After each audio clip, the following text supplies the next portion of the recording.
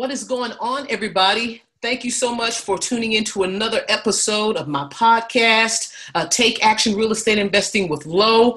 Man, do I have a fantastic interview that I'm doing today with a very special guest. And before I introduce him, I just want to thank you guys again. Never can thank you enough for reaching out to me, for giving me your input, your suggestions, and also showing love on a lot of different podcasts and guests that I've had, and how the information has helped you. That is the main purpose of my podcast and these interviews. So again, thank you very much. Remember to like and share and comment for the podcast as well as the interview. Again, I greatly appreciate it. And as you can see here, we have a special guest. His name is Mr. Scott Freebairn. He is going to talk about DFW multifamily, the outlook, how you can get started. This is something that I've been passionate about as far as multifamily over the last several years. I met Scott, I had the pleasure of meeting Scott at one of the local real estate investor groups, Dallas REIG, maybe about 5 or 6 years ago, I think, Scott. But it's always been a pleasure. I've learned a ton from him. I actually reached out to him about a year ago to reconnect with him and asked him to mentor me. So I've been going through learning multifamily with him. And it's a different beast than single family that I've come to learn. But man, is it more rewarding. And for those of you that have questions on how to get started with multifamily investing, and also those of you that are looking to passively invest, man, you definitely want to tune in and listen at this particular interview. And without further delay, I want to go ahead and introduce Scott. Scott, thank you so much for taking the time, and welcome. Hey, thank you. It's a pleasure to be here. Awesome, awesome. And if you don't mind, I'll go ahead and just jump right in before you get started with your presentation, or I'll just kind of let you go with the flow. If you want to go ahead and share with everyone, a little bit about yourself and how you got involved in multifamily, then I'll go ahead and turn it over to you. Okay, that sounds great. Well, I can tell you that I wasn't born with a spoon in my mouth. I started like most people start, broke and not able to pay the bills and wanting something better. Let me just this call. Hold on 1 second, sorry. Okay. So, like everyone, I was out there looking at an opportunity to see what I could do to help better provide for my family. So this started back in the day. So I started investing in 1995. Now, probably some of you weren't born then. I'm just kidding. But I started in Bakersfield, California, of all places. The one of the few places on earth you can actually see the air before you breathe it. So that was a great opportunity for me. The reason why I started investing in Bakersfield is because that's where I lived. So, my point with everyone is invest, especially if you're going to be an active participant in real estate, you got to be there. We're going to talk about an opportunity where you can actually invest in multifamily passively. And in my opinion, it's a lot better. You'll be able to sleep better at night. I can promise you that. Yes. There'll be professionals that'll be handling the property for you, and you won't have to learn this profession. So I started in 1995. My first property was a fourplex. I didn't earn a lot of money. I was making 12 something an hour, and I had more months left over at the end of my money, of course. And I am a veteran of the Navy. Never again volunteer yourself. So thank you for your service. I was able to buy a fourplex with $1, and I could afford that. So I was able to do that. I figured, well, hey, you know what? If I buy a fourplex and a couple people move out, well, then, hey, I still got a couple people living there that can pay the mortgage payment. So, because I couldn't pay my own mortgage payment, so I had to have, this security. So I started right into multifamily. I didn't start with single family. So I bought my first fourplex, and in 1995 in Bakersfield, California, it was a buyer's market, not a seller's market like it is today. I was able to buy almost $1.5 million of real estate that year. It doesn't seem like a lot of money in today's dollars, but But back then, I remember buying a threeplex, and the roof leaked. And the guy basically said, look, you know, I got one tenant in there. The guy's driving me nuts. I'll pay you $5,000 to take it. So I'm thinking to myself, well, hey, you know, $5,000. That's like 2 months income for me. So, you know what? I figure I could, you know, even if it takes me 2 months to figure out how to repair a roof, that's still worth my while. So I bought it, held on to it for 10 years and sold it for a nice profit. But that's kind of where I was in 1995.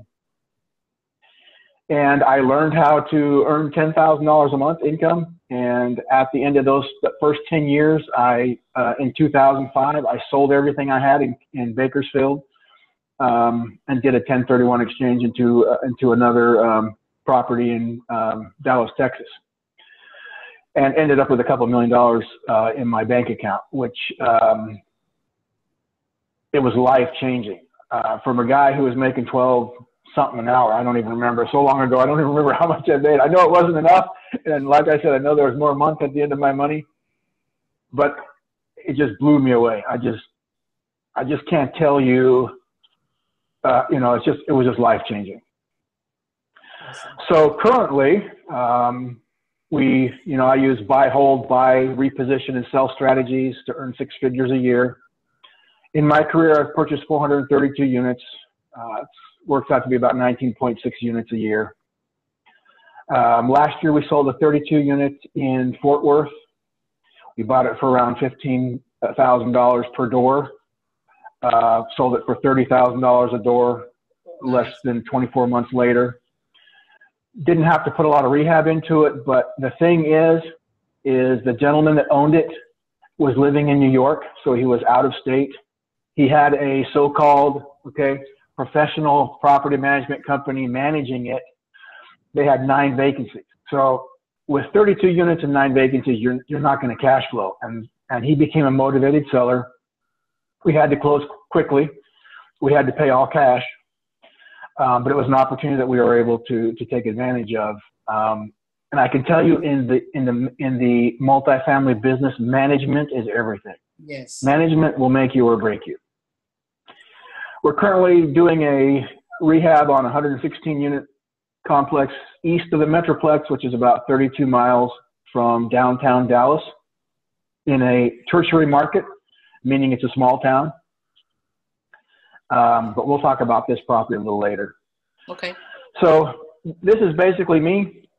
This has kind of been my experience with multifamily. I would love for this to be your experience. You know, I'm just a normal guy, just was able to, to have this opportunity. So one of the things that I look at when I do multifamily is I look at the market. How is multifamily doing? Because how the market is doing, it determines your strategies, how you're going to go about buying another multifamily. Now, Scott, let me ask you a question. And again, go ahead. I don't mean to interrupt, but sure. One of the things that you've said, and that I researched as well, is that the beautiful thing about multifamily is that even in a good or bad market, it's still an excellent investment. But like you were about to share, it just depends on your strategy. You just have to make sure the strategy is appropriate for the market. Is that correct? Yes, your strategy has to be appropriate, but what that guarantees is that you're able to pull the trigger and buy a property, but you have to also make sure that the property is cash flowing. So never speculate, never buy a property that's not cash flowing, thinking that it's going to increase in value. Texas is a different animal than California or Nevada, where I've also, bought and sold properties. There is unlimited land here. It's not like, Nevada, Las Vegas, Nevada is surrounded by mountains, surrounded by the military, proving grounds. And California, you go west and you're in the ocean, Yes. So, and there's not an unlimited supply of land. So the dynamics are different. So you have to kind of know what those dynamics are and what that allows you to do. And you can't buy property here with the same strategy or the same expectation in, buying a property in California or Nevada, so to speak. Okay. And it might be the same way on the East Coast. I'm just not familiar. I just haven't bought anything on the East Coast, so Okay. I'm more of a Western United States kind of guy. So, but anyway, the most important thing is that you understand that each market is different, and you got to know what those differences are, because in this business, what you don't know will turn around and bite you in the rear end. So what you don't know will hurt you. So it's really important to make sure that when you go into an investment, you understand all of the risk and all of the rewards clearly, and so that you can make the best possible choice for yourself. So let's talk about the Dallas-Fort Worth market right now and what's going on here. And it's actually very similar in a lot of other places. There may be some differences. So we're going to get right into that right now. Sure. So if you look at the number one thing, there's 13 different dynamics that we look at when we analyze an area to invest in. And the number one dynamic is job creation. So if you look right now at job creation around the country, Dallas, Plano, Irving, it's number two. Mm-hmm. Just second only to New York, the East Coast up there. So strong. This is just in 1 year, this area has created over 70,000 jobs. And you can see Houston is number three. Mm-hmm. So Texas is a job creating machine right now. And actually, if you go to Texas A&M, they have a real estate center. This is what they said, that the Texas economy has grown faster than any state at 5.2% in the fourth quarter of 2017. So our economy is expanding, and because it's expanding, the jobs are being created so that we can handle that expansion. Right. And Texas is it's a big oil state, and oil right now is doing really well. Yes.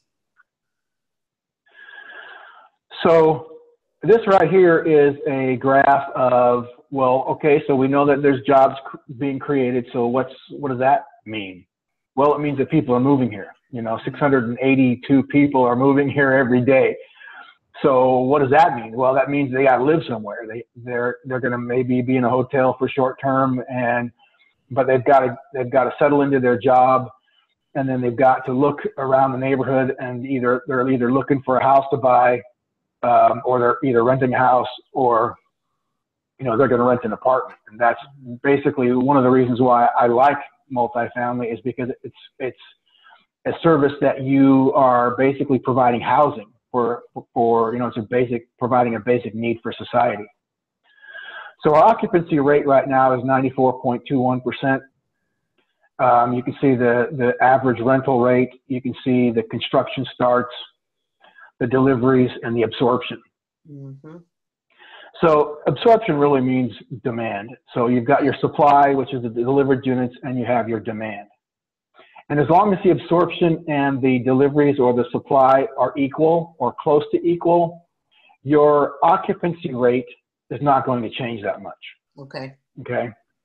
So supply and demand determine occupancy or your vacancy. So if the supply is really high and the absorption is not catching up, you're going to have more vacancies. It's really important. How do we make money in multifamily? We make money by renting units. Mm-hmm. If we have a vacant unit, we're losing money. Now, you can talk about the other 15 different ways to make money with multifamily, your late charges, your pet fees, your pet rent, your vending machines, and there's just a bunch of ways. But none of that compares to your rent. Your rent is your biggest, vacancy. It's a big cost. So renting a unit that's how you maximize your money, is you rent units. So it's very important when you go into an area to understand where occupancy is headed. Is it going up? Is it going down? If the occupancy rate's going down, you could be in trouble if you don't have a little bit of wiggle room in your, when you're looking at a property and you're analyzing the numbers, and you don't if you're too conservative on your numbers and you don't have any wiggle room in there and your occupancy changes, you could be in trouble. Gotcha. You could become a motivated seller because, you know, you're all of a sudden you have a negative cash flow. Right. So this is a dynamic. You really have to pay attention to the occupancy, and the occupancy is directly affected by the supply and demand. And in Dallas, you've got 20,000 units that are being constructed. So we've got 9,800 starts. But, you know, what's going on with, you know, what do they have that's already being worked on? And one of those units are going to come online. So right. You have to see what's in the funnel. But again, it's important to realize there are different classes of multifamily properties. Right. So based on the age or based on where they're located, you've got an A property that's pristine, brand new. These are A properties. So this is kind of a different market than, say, a B or C or D property. A D property would be located in a war zone. In the hood. You don't want to live there. Yeah, yeah. So you don't want to live there. But a B property would be more of a mix with blue collar and white collar workers, and then a C property would be a solid blue collar, you know, neighborhood. Gotcha. And each class of property has different advantages. For instance, an A property will appreciate a lot more than a C property. Mm-hmm. So a C property would be advantageous for cash flow. They have a very steady cash flow, but they're the only way you can actually increase their value is to either increase the rents, you know, over the years slowly, or to try to reposition it, which is what we're doing with our East Dallas property or East Texas property. Is we're turning it from a C property and getting it up to a B property and changing the dynamic of our renters. Right. Well, I'm so glad you said that. Making it more.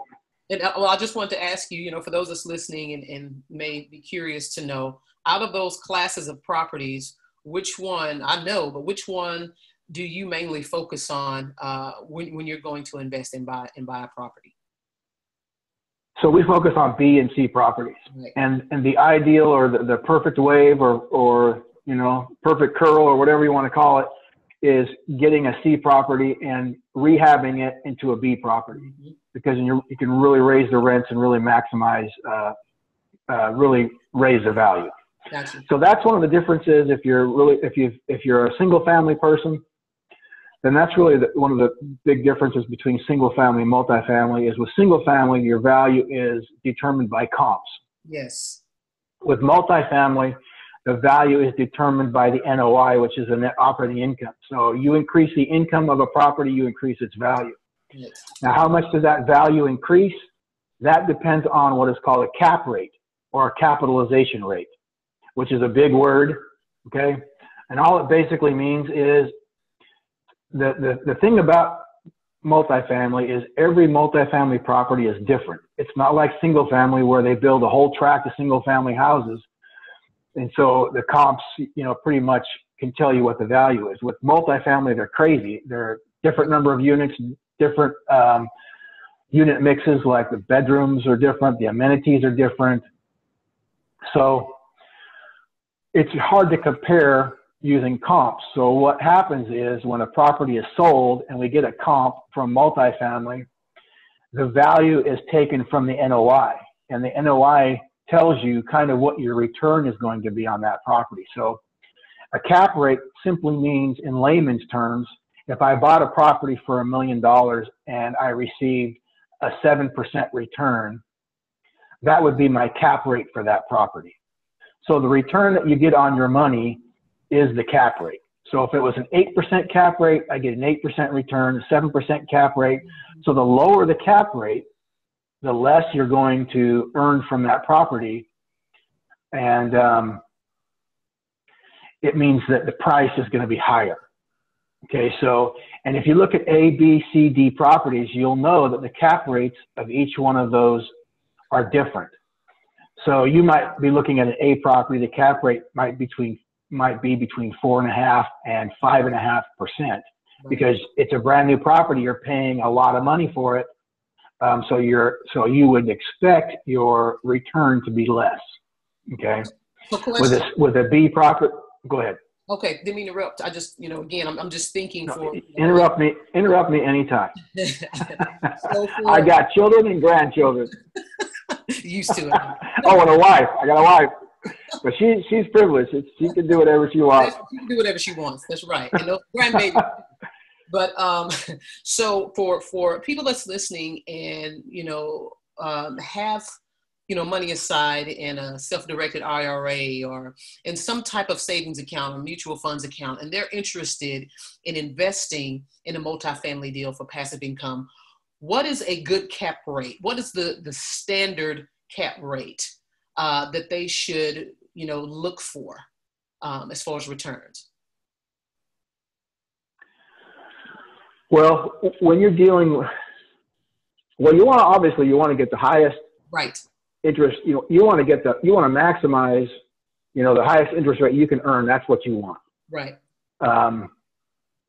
That's kind of why we deal with B properties and C properties, because we're going to get a better cash flow, and cash is king. We want cash flow. Yep. There's usually, in every property that we do, there's two things you got to look at. One is you have to look at the cash flow, because you have to be able to, at least every year, receive some kind of return on your money. You don't want to wait 10 years down the road until the property is sold to get some kind of a return. So you want to get a return. Yep. Okay. That's the cash flow return. Okay. Yes. And that happens every 3 months. We send out the checks. Okay. Mm-hmm. But the other return is going to be the appreciation. Right. And that's going to be added to your overall return. So for instance, if your cash on cash return is an average over 5 years of 10%, and then when you sell the property in 5 years, or between 5 and 10 years, however the market, whenever the market dictates, because we want to be able to sell it really at the peak of the market, and say it's another 10% over 5 years. Mm-hmm. Okay, so that means your investment now is a 20% investment. Yes. But you're not receiving it, every 3 months. You're getting the cash flow on a quarterly basis, and then you also get that nice bonus at the end of the term. Absolutely. So that's kind of how multifamily works. Yeah. So powerful. Sorry about that. Yeah, it's so powerful. It's so powerful. Anyway, I wanted you to kind of break that down a little bit for people that's listening. And we like to talk about these metrics, because we want you to know, we are, as far as the SEC is concerned, when we talk to you about investing in a multifamily deal, it is a security. Okay. Mm-hmm.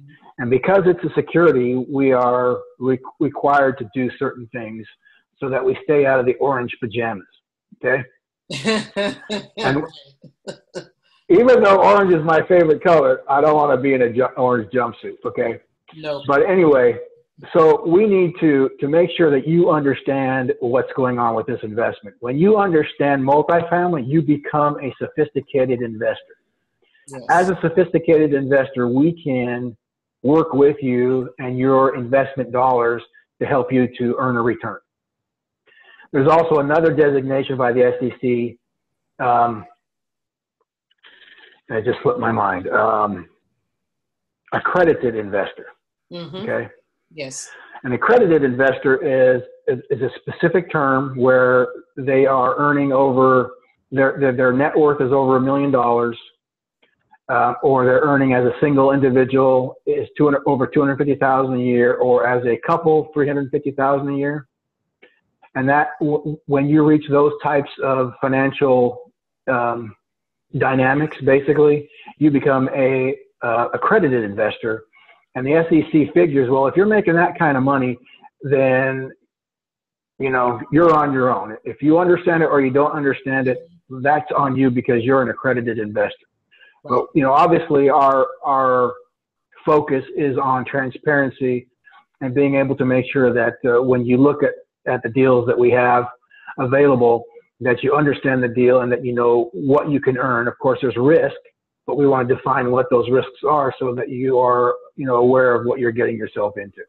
Absolutely. And well, so you have your beautiful family, your wife, your kids, and your beautiful grandkids. Yeah, you're going to do everything the right way so you don't be in that orange jumpsuit. No. You got that one right. And as I get older, I just want to enjoy them more. So Yes. So anyway, when we go into an area, we're looking at that occupancy rate. We're looking at supply and demand, and we want to know where that's going before we, purchase a property. Sure. So this is some of the things that we're looking at. Awesome. So in the DFW area, this is basically a chart that shows you how our occupancy is and what the rents have been doing. So right now, being in a seller's market, we have to really look at where the rent is going and where the rent is and the current rent that a certain property is charging. So if we see a huge opportunity to raise the rents, and there's a lot of people, and I, for one, have experienced this, when you own a property and you're not sophisticated, you maybe did it like I did it, where, by the sweat of your brow, you got into it and you're owner managing it. You don't tend to raise rents. You tend to focus more on not having any vacancies versus raising rents, because when you raise rents, you take the risk of people moving out.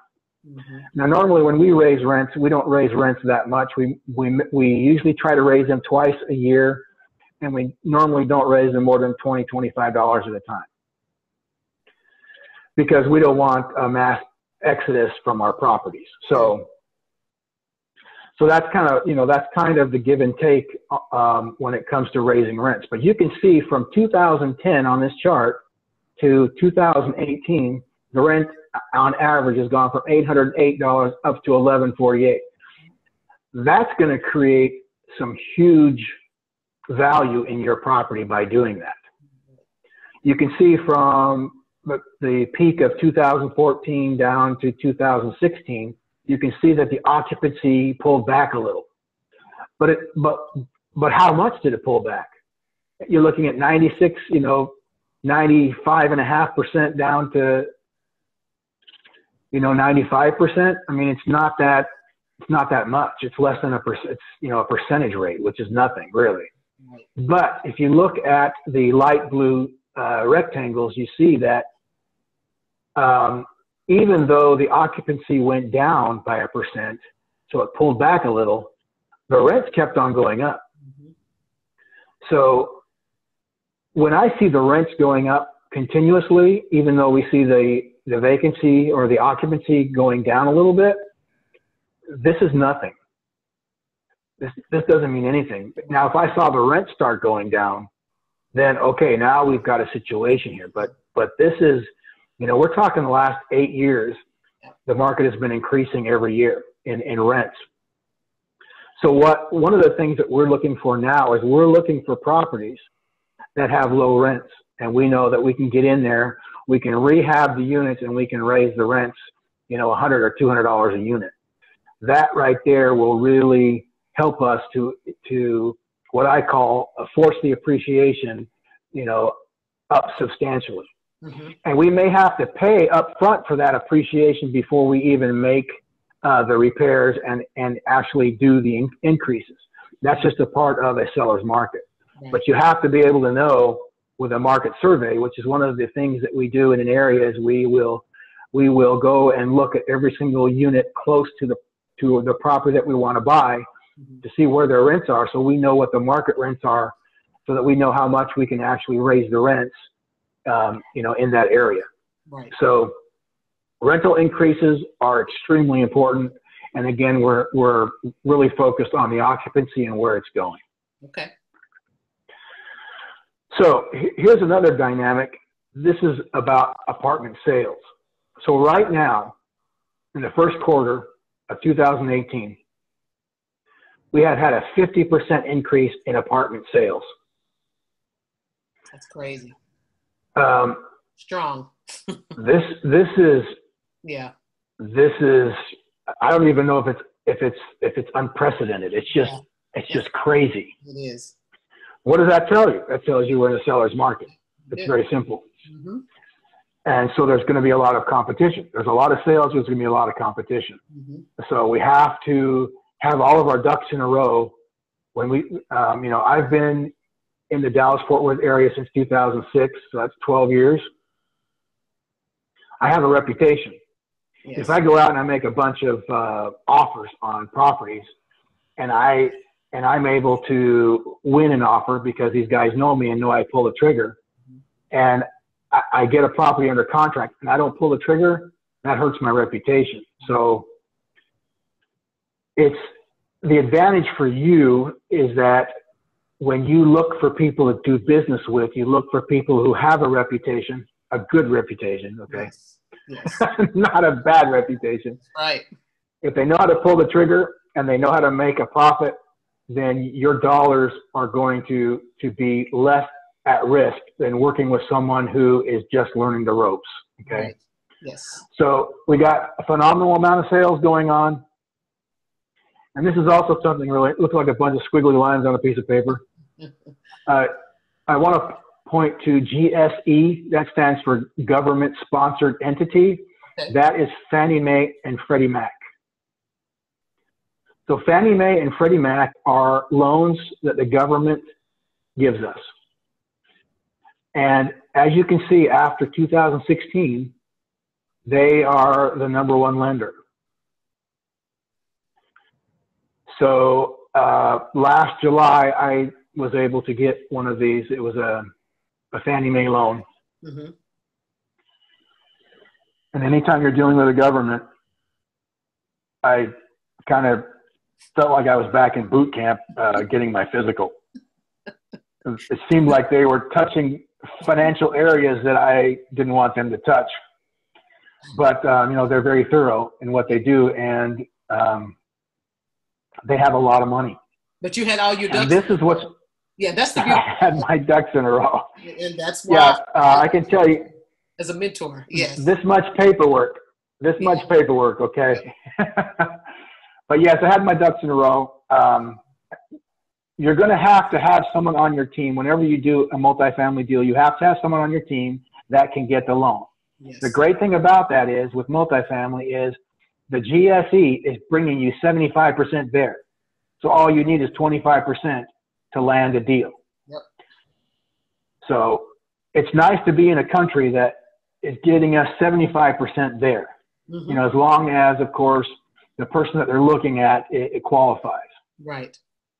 So, but the amount of sales would not be possible without money.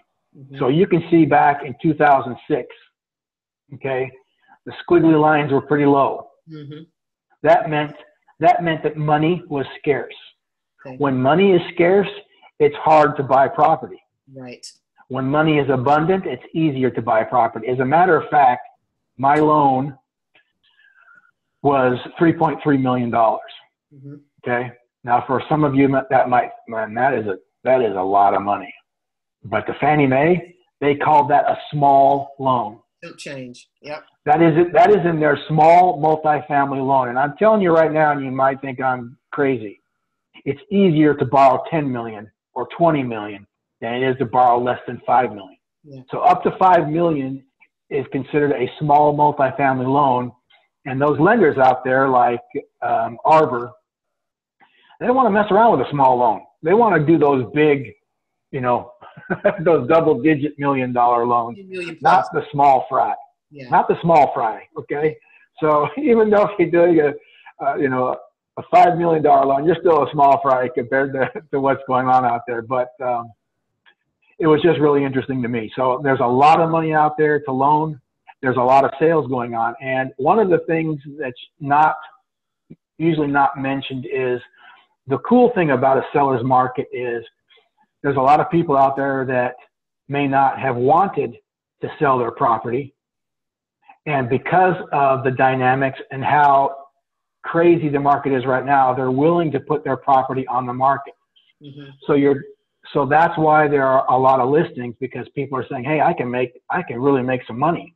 Mm-hmm. Back in 2005, when I was in Bakersfield and I was earning $10,000 a month, I was fine. I was happy. I was earning more money than I ever earned in my entire life, or even more money than anybody I knew was making in their entire life. I'm from a blue collar, mentality and background. That's my background. So I wasn't looking to sell. For me, it was a cash cow, and I was going to sit on it until I died. And then a guy walked up to me and said, "Hey, did you know you can sell this property?" "Well, yeah, I know I can sell it, but for how much?" "Well, how much did you buy it for?" $910,000. "Well, I can get you a buyer right now for $2.6 million." And I'm thinking, well, I only owe about $600,000 on this right now.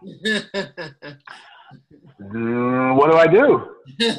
So I thought, well, and then he talked to me about it. Well, you take $2 million, you go buy a bigger property is what you do. Awesome. So the property that I had was a 34 unit, 5001 Apple Blossom Drive, Bakersfield, California, 933. What's the zip code? 08. Oh, no. I don't remember. Anyway, I think, I better look that up. Anyway, so I decided, you know what, I'm going to sell it. And that's exactly what's happening right now. You've got, and this is the beautiful part, you've got people out there that are holding on to these properties.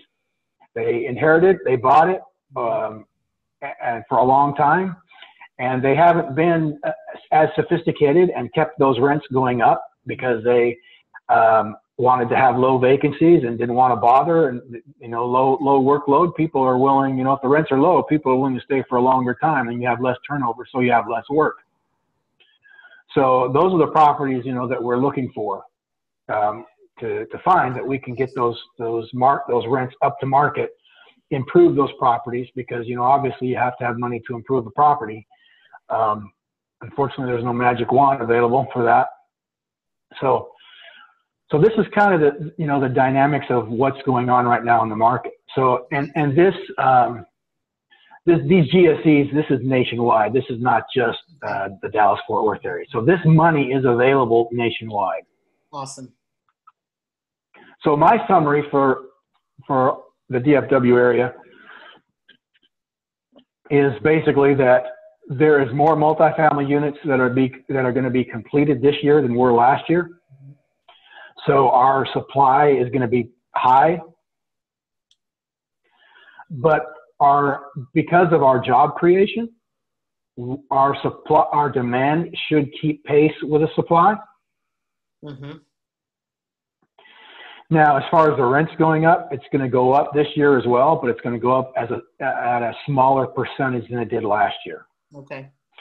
And because of that, because of the supply situation, it takes a little bit of time after the supply comes on board. It takes a little bit of time for the vacancies to be filled.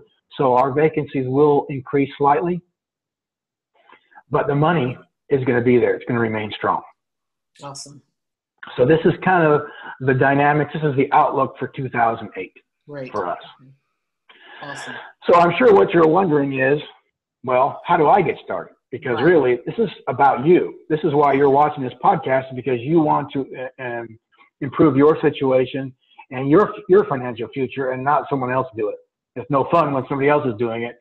It's got to be you. Okay, so there are 6 ways to get started in doing apartments, and this depends basically on your personal situation and your comfort level. What do you feel comfortable with? So the first thing you can do is simply, hey, you find an apartment complex for sale, open your mouth, okay? Tell somebody about it, but make sure that you tell somebody that you trust.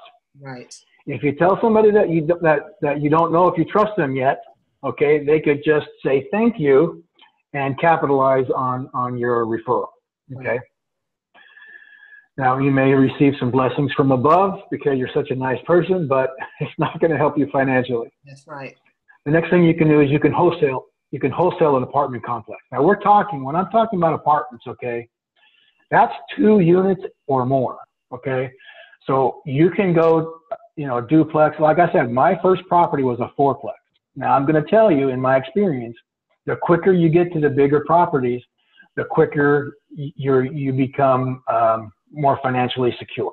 More units. Because there's a lot more, more units. And more units per site.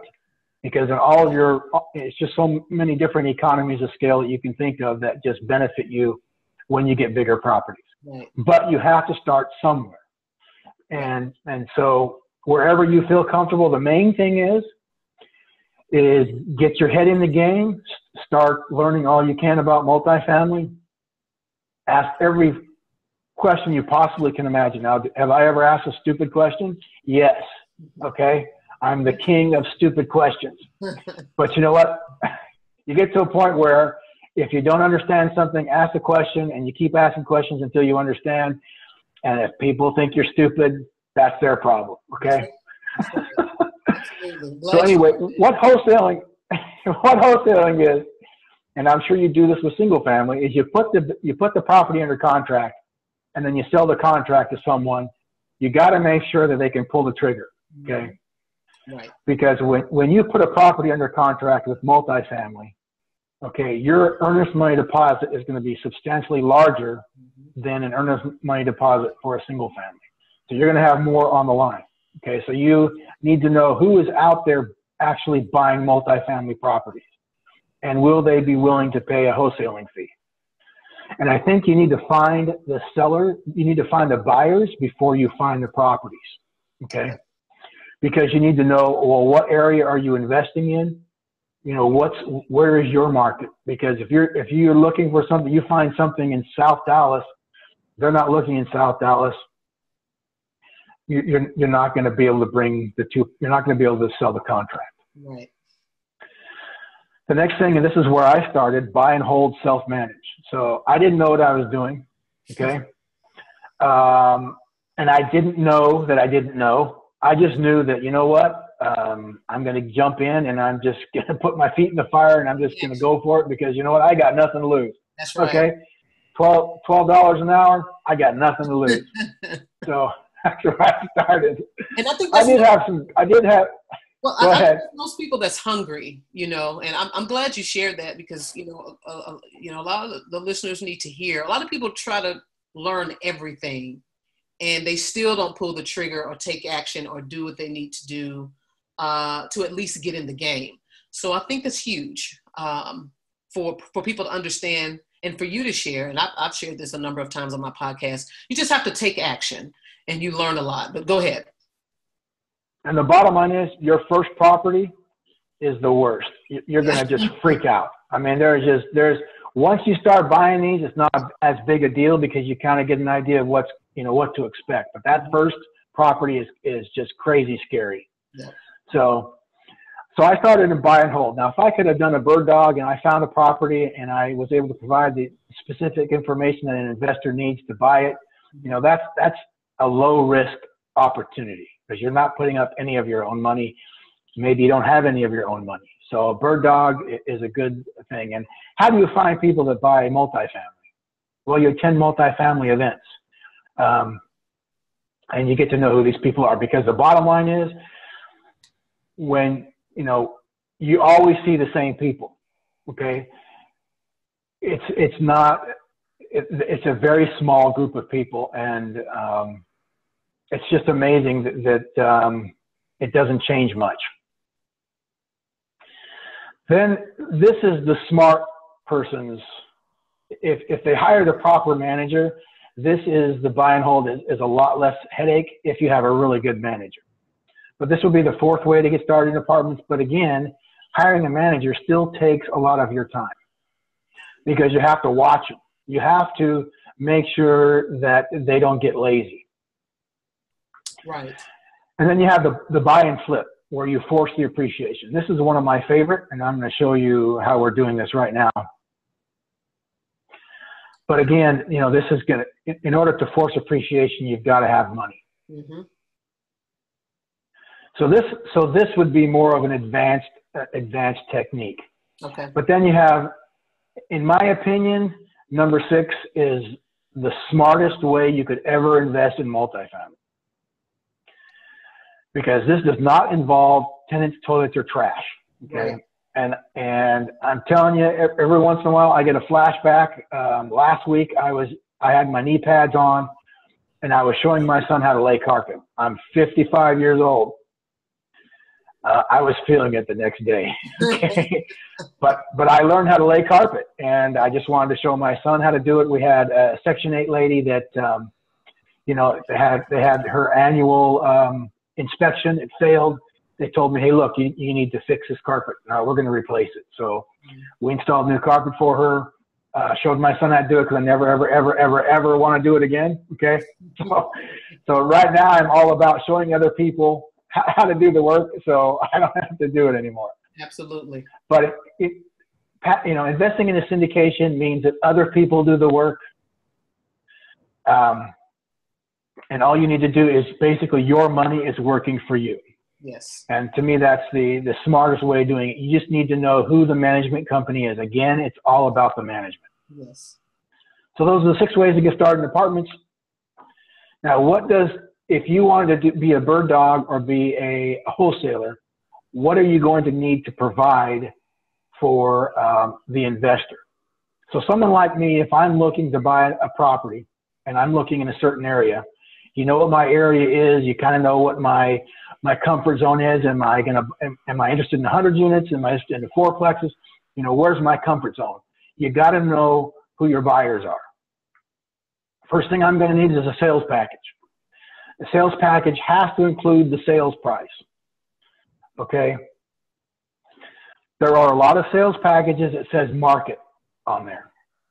So whatever the market is, well, that in and of itself is a whole negotiating process. Right. It just helps me to be able to, analyze deals faster if I have a sales price. Now, if it says market, the best thing to do, if you're getting this sales package from a broker, the best thing to do is ask the broker, what is their price point? Okay. What is the seller's price point per unit on this deal? Is it $30,000 a door, $65,000 a door, $150,000 a door? What are they looking for? And sometimes they'll tell you, and sometimes they won't. But always ask that question. What is the seller's price point? Number 2, I need to know what the unit mix is. So how many 1 bedrooms, 2 bedrooms, studios, 3 bedrooms, 4 bedrooms, or a studio could be, also call it an efficiency. So what is the unit mix? And usually that's also in the sales package if you're dealing with a broker. So I need to know that. Why? Because normally we're looking for a 2-to-1 ratio, meaning we want twice as many 2 bedrooms as there are 1 bedrooms. We like to have the 2-to-1 ratio. Now, this property you're looking at, this picture is Hampshire Park Villas. This is the 32-unit apartment complex that we sold in Fort Worth. Okay. Isn't that just a wonderful looking place? You just want to live there, right? So we had to go in there and basically get rid of all the hookers and the drug dealers. We put in a new parking lot. And for some reason, the grass needs to be trimmed here. These were all 1-bedroom apartments. Okay. So normally, we have rules for ourselves. So normally our rule is our 2-to-1 ratio. Well, this property was not a 2-to-1 ratio for us. So what do we do? So we had to do a market survey of all the 1-bedrooms in the area to determine the market for 1-bedrooms in the area, which we did. And a lot of the other properties had very few 1-bedroom apartments. So we knew that these units could be filled. Mm-hmm. And we knew that 1-bedroom apartments in this area, being a blue-collar area, there's a lot of people just getting started in the workforce. There's a lot of young families that want cheap rent. So we were able to take this property with 9 vacancies, and basically we went in there. We covered all the VCT tile, which is the school tile, that you see in your elementary and high schools. Mm-hmm. We covered all that with a nice vinyl plank to upgrade the units. We put in newer appliances. Now this area, I felt a little nervous about putting in new appliances because they might have been donated to the neighborhood. So we put in newer used appliances here. We fixed the boiler. This had a boiler system. Mm-hmm. They all had window units. So we did end up putting in all new window units so that they had, it was really nice for them. And it was an all bills paid property as well. So we put in new window units because we wanted to keep our expenses down. So, after we filled it up, after 9 vacancies and you fill it up, full, you automatically increase its value. And that's what we did. We forced the value, and we were able to do quite well on this property. So you need the sales price. Go ahead. Okay, I'm just going to say, and whenever you force appreciation, I mean, it just opens up the This is how you force appreciation. Go like this. Of course, right. I mean, it just opens up opportunities for you to, you can refinance it, you can sell it if you want. It just depends on the end goal of the property, correct? But you're in it, and you've instantly, well, I wouldn't say instantly, but over a short period of time that it has taken you to rehab this property, it has increased the value at that moment. Yeah, you're spot on. So once you force the appreciation, okay, you have to decide what you're going to do with your new equity. Yes. And like you said, you can go ahead and you can refinance this baby, and you can cash out your equity, and you can go and buy another property. The reason why we sold this is because we didn't like the area. Got you. Yep. Okay. The area was not an area that we wanted to have a long-term hold. So because of that, we decided we're going to go in, and we determined that before we bought the property. Okay. Yep. This isn't a war zone, but I would give it a C-. So there's a lot of challenges in this area, and this is not an area that we wanted to hold long-term. Okay. So that's something that you have to decide when you go into a deal. And when we're talking about a passive investment, we check out the neighborhood. We're pounding the pavement. We're talking to the police. I've managed a 60-unit apartment complex when someone had to have a notice served, like either a warrant or even like child support. There were 10 officers there delivering that notice. That's how dangerous the area was. Right. So you don't want to hold a property in those areas. You want to buy. You can buy in those areas, but you want to fix it up, and you want to flip it to someone who's already in that area, feels comfortable in that area, and is holding property in that area. So that is, it's an opportunity. So get me the sales price, get me the unit mix, and then I need a T12, or the trailing 12 months of the income and expenses. So I want to see for the last 12 months of this property, what was all the income and what was all the expenses. I need to see that. Okay. Yes. Now you got to be careful. This is real life. So sometimes these numbers are fake and they look great, but they're not real. So you taught me that. What's that? I said, you taught me that.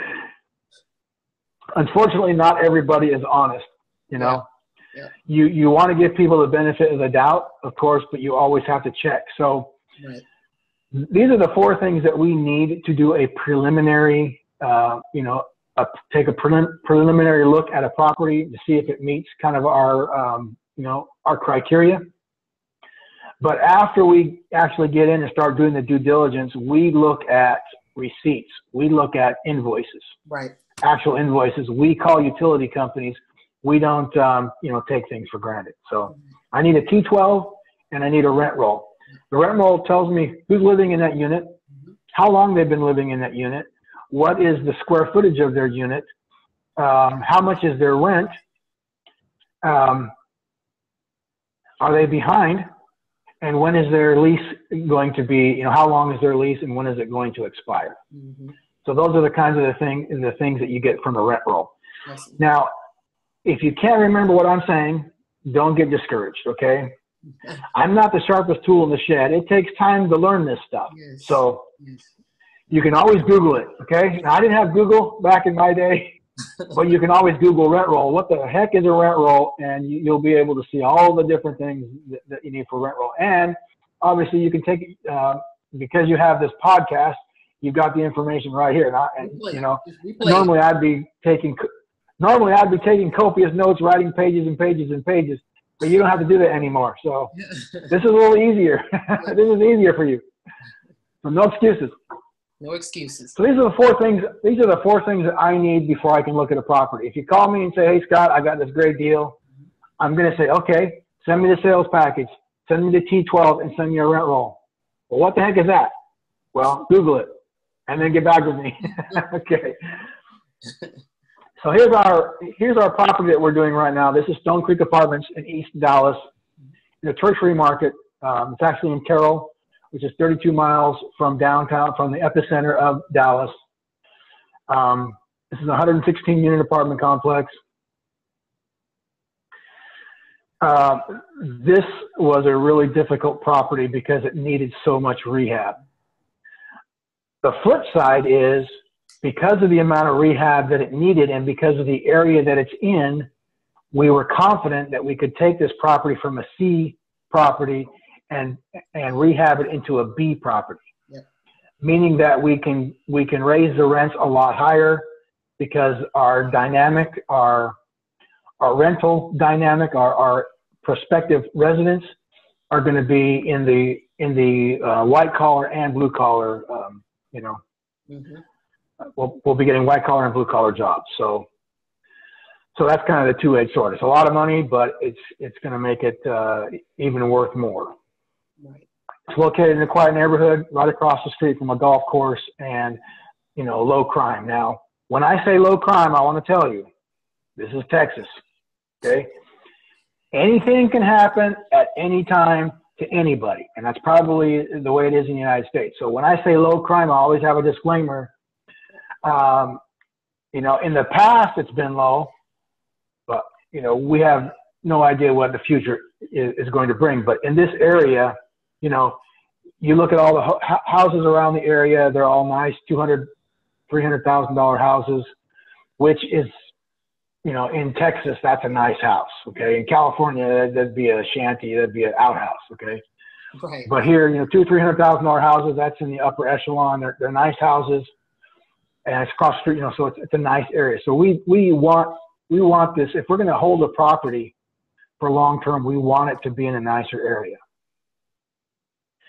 A couple miles away also, in this area, in Carroll, along the I-20 corridor, there's a 255-acre development that's going in right now.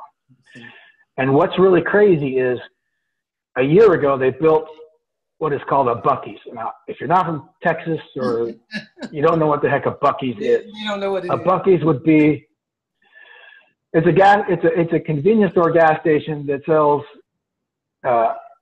everything. Every Texan knickknack you could ever think of. Right. They have 80 pumps. So they started building this thing, and there was nothing around this. There's nothing around this Buc-ee's, nothing. And I'm thinking, okay, that's cool. They're just going to capitalize on all of the semis coming up and down this road. Mm-hmm. After they finished it, I see this sign that says, no semis. They build 80 pumps out in the middle of freaking nowhere, yep. And they don't want semis to fill up with gas. Yep. That place is always full. Yep. I mean, you drive in there to get gas, and you have to wait. Yep. It is the highest grossing Buc-ee's, as far as the city official that I talked to last week. It's the highest grossing Buc-ee's in the state, if not in Buc-ee's. I'm not surprised. So, let me say this, Scott. Whenever I go to East Texas to visit family, guess where I stop when I'm headed back to Fort Worth? Buc-ee's. Yeah. I mean, I used to go to QT all the time because they always have great prices, and but now I go to Buc-ee's. Yep. It's just more convenient. It's right off the street. But so right next to Buc-ee's, they built a Starbucks, they built a Whataburger, they built Panda Express, they built a Freddy's, they built a hotel. There's a hotel, Holiday Inn maybe, just in this area, just in the last year. So bottom line is, growth. Stuff is going in. Yes. And you got to take advantage. You got to be able to see what's going on in the neighborhood, because your number one concern and your number one consideration is, can I fill this property? Right. Can I make sure that there are no vacancies? Because I don't like vacancies. That's how I make my money. Can I fill this place up? So that's what we have to determine when we look at the area. Mm-hmm. And again, this is a reposition opportunity. So we can take this from a C property turn it into a B property, and really go gung-ho on the rent. Yes. So this is Stone Creek. This is what we're working on right now. We were actually going to create a private placement, a syndication for this property. However, we had a fire. So right now, while we're working with the insurance company with the claim, it's going to take 6 to 8 months before we're able to rebuild this 8-plex that was burned. So, and nobody was hurt. Obviously we can't. I want to say that. Nobody was hurt. No one was hurt. It was a 14-year-old boy who was playing with fire. 8 people lost their belongings. Wow. We were able to contact a couple of the churches in the area that actually gave out Walmart gift cards so they could go and buy, necessities. And we were also able to, of the 8 people that had to move out, we were able to find, we had some vacancies that were in the process of getting them done. We had people that were waiting to move in. We contacted them, say, hey, can you wait? And we were able to move four people into other units. So awesome. That's great. I've been involved in probably 8 fires in my career. Mm-hmm. Nobody's ever been hurt, thank goodness. Yes. We're going to get a new building out of it. So again, the property value will go up. Of course, the two-edged sword is our insurance will also go up. But that's just, I think it's important for listeners to know. I'm so glad you shared that, because it's real. Either if you're dealing with multifamily, you're dealing with single family, you're going to have these things happen. But the thing is, when you're working with a team, with multifamily, and especially someone such as yourself, Scott, you have everything covered from the insurance, from everything that's necessary to make sure everything's in place in the event something like this happens. Yeah, this is definitely real world where rubber meets the road. Right. And you have to be prepared. This is all about risk and reward, and you want to minimize your risk and you want to maximize your reward. And that's why we have, insurance and other things in place to take care of that. Absolutely. And the interesting thing is the kid that was playing with fire, it wasn't even his unit that he burned down. He burned down, his friend's unit. So. Well, I wonder if they're friends. So this is, yeah, I wonder if they're still friends. But kids are kids, and it is what it is. The most important thing is that we deal with it and we help them where we can help with. The night of the fire, we had the Red Cross there. Everyone had a place to go that night because the Red Cross said, well, we can pay for everyone for a couple of 2 or 3 days to get them back on their feet. So, all of these contingencies, that's just part of the management. You have that in place. The nice thing about doing this passively is you're not going to get woken up. You're not going to get the phone call. Okay. Mm-hmm. You're not going to get the phone call that the toilet overflowed and they have another toilet they can use, but they just wanted to call you at midnight because that one overflowed and they didn't know how to turn off the water. They kept flushing it because, that's not going down. It's not going down. Well, stop flushing it. So there's a lot of things you deal with, but hey, doing it passively, you're being smart and you're letting your dollars work for you and you're not having to mess with the headache. So, absolutely. But in spite of the fact that there is a headache, there's also a huge reward. So in my opinion, it's definitely well worth it. Yes. Well, let me show you the money. Okay. So this is why I love force appreciation. Let's get into, let's do some of this. Okay. Let's get it on. So we purchased this in 2015 for $4.1 million. And I can tell you 20 years ago when I started this business, I would have given you 4,149 and 800 reasons why I couldn't buy this property. Okay. That I had $1, so maybe 799. Okay. I had 4,149 and 799 reasons why I couldn't buy this property. And of course, again, there's another 1.3 million reasons why I couldn't buy this property.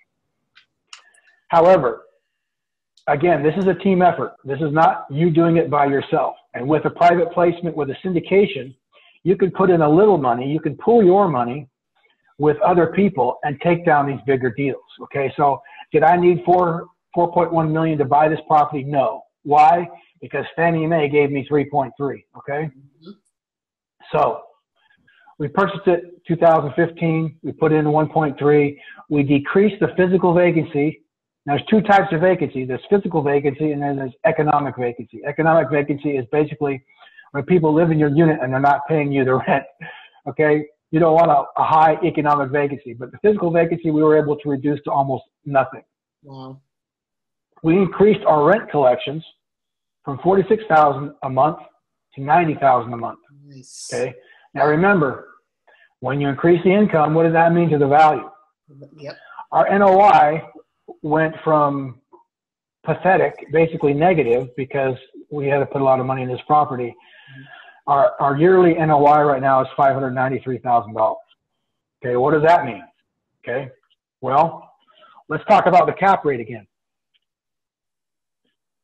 The cap rate in this area is 7%. You could say it's 6.75 to 7.25. We're taking a middle figure. Okay. Okay. So if that property was earning me, so what price would I have to pay to get, if I earn 7% to get $593,000 a year, okay, in income? And that sales price, that value is $8,477,515. So if you take 8 million, now this is math. So if you're averse to math, just remember you take 8,477,515 times it by 0.07, and that will equal your NOI. Mm-hmm. Okay. Now, what if you don't have the sales price, but you have the NOI and you have the cap rate? So you take the NOI and divide it by the cap rate, you'll get the sales price. Okay. Right. Now, I don't expect you to know this right now. Replay. Okay, but just replay. It's well, you're going to need someone to actually show you, and you can get online, and there's a lot of people that explain this. Right. But if you take the NOI, divide it by the cap rate, you'll get the sales price. Mm-hmm. If you take the sales price and times it by the cap rate, you'll get the NOI. And then if you have the NOI and the sales price, if you divide the NOI by the sales price, I think you'll get the cap rate. Oh, hold on, let me check. I don't want to steer you wrong. Let's see. I knew you were 593 divided by 8,477,515 equals, yep. So if you take the NOI divided by the sales price, you'll get the cap rate. Okay. So as long as you have two of these numbers, you'll always be able to find a third. Okay? Does that make sense? Yes. So this property is now worth $8.4 million. So our net gain in almost 3 years has been over $3 million. Yeah. Now, how many deals do you need to do to be financially free? If you could take this deal down yourself, how many of these do you need? One and done. Uno. Okay. And you know what? I can count. You know what? I can count to that. Yeah, I can count to that. And I have to share this. This is one of the things that I regret, and I kind of kick myself in the tail. Not really, but that I wish that I would have done.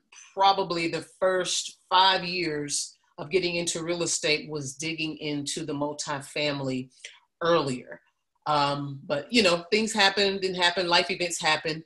But, I'm just grateful that I've been able to connect with you and link up with you to have these type of opportunities to partner and also now share, with you on here to share this powerful knowledge and information so people will have an opportunity to learn it, and connect with us. And we'll talk about that towards the end on working with us and partnering with us. So I wanted to share that. Well, now is the time to make it happen. Yes. We wished it would happen, but now it's time to take action. Make it happen. I appreciate your comments for sure. Sure. So how do you get started in multifamily? Well, Lolita's going to share with you a link. Yes. And on that link, you're going to see a form, so fill it out. If you want to be contacted by someone by phone, you like to talk on the phone, it's better for you, you're old school, and then someone will call you. Just let us know that you'd like to be contacted. And then we'll, we want to talk to you about your real estate goals. What kind of resources do you have available? What would you like to accomplish? What do you feel comfortable doing? And see if we can't help you take that next step. And that's really important is, this is like jumping from, standing at the bottom of the Empire State Building and jumping to the top. You're not going to be able to do that in a single leap unless you're Superman or Superwoman, okay? But you can bloody well climb the steps one at a time. So let's help you take that next step. What is that next step for you? We have to define what that next step is for you. And then with Lolita and my help as well, we can help you take that next step. So that's what we're here for. So, click on that link that she'll give you, fill out that form, and let's make this happen. Awesome. Scott, thank you so much. It's just been a wealth of information and knowledge that you've shared today. Very powerful. Again, guys, make sure I've gone through this with him and I still took notes. I'm still ever learning and refreshing as I evaluate deals. But if Scott, I do want you to share one thing real quick. This is a frequently asked question that people ask me. Well, Lo, if I want to invest in a deal like this, in a partnership like this, where I'm a passive investor, what typically is like the minimum investment, I would need to have available? Okay. That depends on the price of the property. Right. With this 116 unit at $8 million, we would be looking for people with a minimum investment of $50,000. Okay. However, if you have $5,000, sorry, if you have $5,000 and 9 other people that have $5,000, you can form a group, and as a group, you can invest that $50,000 into a multifamily. The lowest I've seen. The lowest investment I've seen is 25. But again, you can put together a team, your own little group, and form an entity, and that entity can invest with us. Absolutely. Awesome. Well, I'll leave it there because it's a lot of information that we've shared. Just like Scott said, there's going to be a link provided for you guys to click on for those of you that are interested in connecting with us and wanting to be a part of deals and opportunities like a few that you've seen that we can bring to the table. We definitely want you to fill that out, and we'll reach out to you and talk to you like Scott said. But Scott, don't wait. Uh-huh. Don't wait until the gray starts creeping up. Get in now. That's right. Take that. All right, Scott. Thank you so much. Everyone, thank you so much. Until the next episode, take action.